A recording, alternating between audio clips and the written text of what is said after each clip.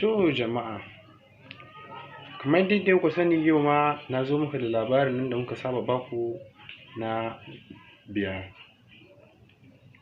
Labari akan kwarton mai gida. Shi dai wannan mai gida ya kasance mai kyau, kyakkyawa son kwaɗin wanda ya rasa. To amma Allah ya jarrabe shi da son wata yarinya maƙociyarsu. Sannan kuma bai daɗe da yin bai kai duka kwana 3 da yin aure ba.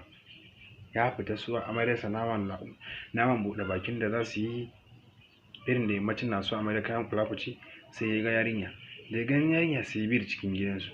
Sai ya sallama, sai ya sallama da wannan. To ya manta a cikin gidan akwai yayan matarsa da take aure, shi kuma bai san ta ba, ita kuma ta san sa. Sai ya ce yana sallama da yarinyar nan. Da ya ce yana sallama da yarinyar nan, bayan ta fito sun gaisa. Bai san ma yarinyar ba, bikin shi ta zo ba. Shi wallahi ya ganta ne ya ƙasa san take, kawai sai ta ce mishi to anti Salima fa. Anti Salima kuma sai take, ta ce san anti Salima, sai ce ani kan wacce ce, to shikenan ma kana gode. To daga jama'a anan zamu baku da ƙarshen labarin mu. Gobe in Allah ya kai mu kamar wannan lokaci zamu ƙara baku cikin labari mu je nake ba da kala.